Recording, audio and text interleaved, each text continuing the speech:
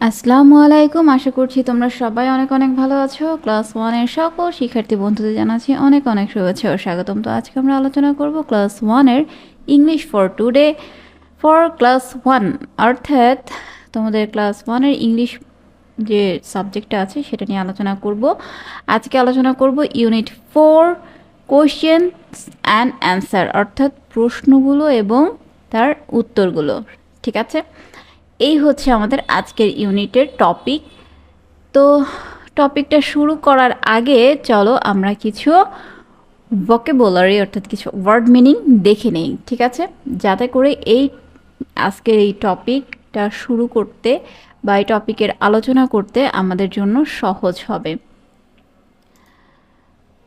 তো দেখো, আমরা চলে এসেছি আমাদের ওয়ার্ড মিনিংগুলোতে। দেখো, এখানে প্রথমে আমাদের কি ছিল? কোশ্চেন ছিল, তাই না? কোশ্চেন অর্থ কি? প্রশ্ন। অ্যান্সার অর্থ কি? উত্তর। কোশ্চেন অর্থ প্রশ্ন, অ্যান্সার অর্থ উত্তর। তো তোমরা কি করবে? আমার সঙ্গে সঙ্গে কিন্তু এই ওয়ার্ডগুলো নিজেরাও বলবে, তাহলে কি হবে? তোমাদেরও কিন্তু এটা মেমোরাইজ হয়ে যাবে। আর আমি জানি এগুলোর অর্থ তোমরা অনেকেই জানো, ঠিক আছে? আচ্ছা, সেলফ।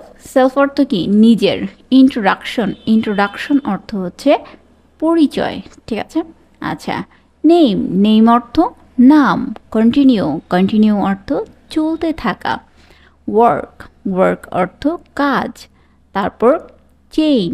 চেইন অর্থ শৃঙ্খল। ড্রিল। ড্রিল অর্থ অনুশীলন করা। On name. ওন নেম অর্থ নিজের নাম। ভিলেজ। ভিলেজ অর্থ গ্রাম। রিভার। রিভার অর্থ নদী। তারপর বাজার। বাজার অর্থ বাজার। বোট। বোট অর্থ নৌকা। নেট। নেট অর্থ জাল। হাউস। হাউস অর্থ ঘর। সিটি। সিটি অর্থ শহর। বিল্ডিং। বিল্ডিং অর্থ কি? বিল্ডিং অর্থ দালান। ফুটপাত। ফুটপাত অর্থ রাস্তার পাশ দিয়ে ছোট পায়ে হাঁটার পথ, ঠিক আছে? আচ্ছা, বাস। বাস অর্থ বাস। ম্যাট। ম্যাট অর্থ মাদুর। হেন। হেন অর্থ মুরগি। গট। গট অর্থ ছাগল। টিউবওয়েল। টিউবওয়েল অর্থ নলকূপ। কাউ। কাউ অর্থ গরু। টেবল। টেবল অর্থ টেবিল। ক্লক। ক্লক অর্থ ঘড়ি। পেন। পেন অর্থ কলম। ঠিক আছে, আমরা ওয়ার্ডগুলো দেখে নিলাম। তো চলো এবার দেখা যাক যে আমাদের মূল টপিকে কি আছে। এই শব্দগুলোর অর্থ কিন্তু আমাদের জানতেই হবে, কারণ এই শব্দগুলো দিয়েই কিন্তু আমাদের এবারকার টপিকটা সাজানো, ঠিক আছে? আচ্ছা, তো দেখো এখানে কি বলেছে, লেসন 1, তাই না? Lesson 1, self introduction, unit 4। আচ্ছা, সেলফ ইন্ট্রোডাকশন। সেলফ আমরা পড়েছি, সেলফ অর্থ কি? নিজের, তাই না?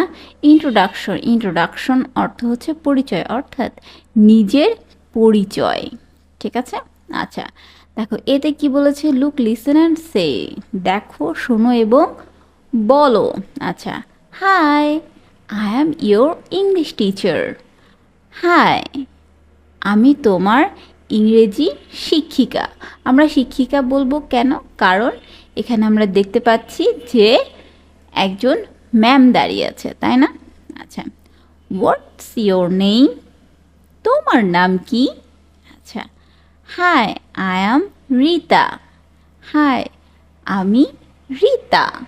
ঠিক আছে, এভাবে কন্টিনিউ করতে হবে। কন্টিনিউ মানে কি আমরা জেনেছি, চলতে থাকা, মানে এভাবে 1 বাই 1 করে চলতে থাকবে, কেমন? আচ্ছা, বি নাম্বারে কি আছে দেখো, work in pairs. Work in pairs অর্থ হচ্ছে, ওয়ার্ক অর্থ কি আমরা জানি, আমরা যখন ওয়ার্ড মিনিং পড়েছি তখন কিন্তু ওয়ার্ক অর্থ আমরা কি কি জেনেছি? ওয়ার্ক অর্থ কাজ, তাই না? আচ্ছা, ওয়ার্ক ইন পেয়ার্স। পেয়ার্স অর্থ হচ্ছে জোড়ায়, অর্থাৎ জোড়ায় কাজ করতে হবে এখন আমাদের, ঠিক আছে? তো দেখো এখানে কি বলেছে, হাই আই অ্যাম নুই চিং। হাই আই অ্যাম নুই চিং, অর্থাৎ হাই আমি নুই চিং। আচ্ছা, হোয়াটস ইয়োর নেম? আচ্ছা, নুই চিং, নুই চিং এটা কেমন নাম মনে হচ্ছে না? এই মেয়েটা হচ্ছে একজন কি পাহাড়ি মেয়ে।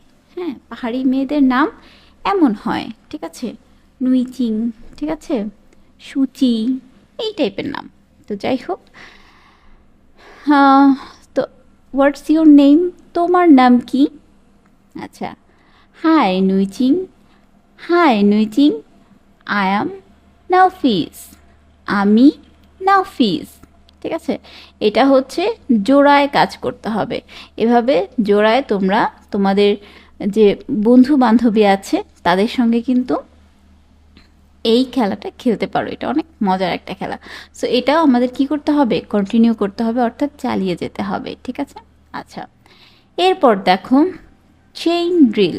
চেইন ড্রিল, চেইন অর্থ শৃঙ্খল, আর ড্রিল অর্থ অনুশীলন করা। অর্থাৎ এখানে কি বলেছে, শৃঙ্খলাবদ্ধ বা শৃঙ্খলে অনুশীলন করো।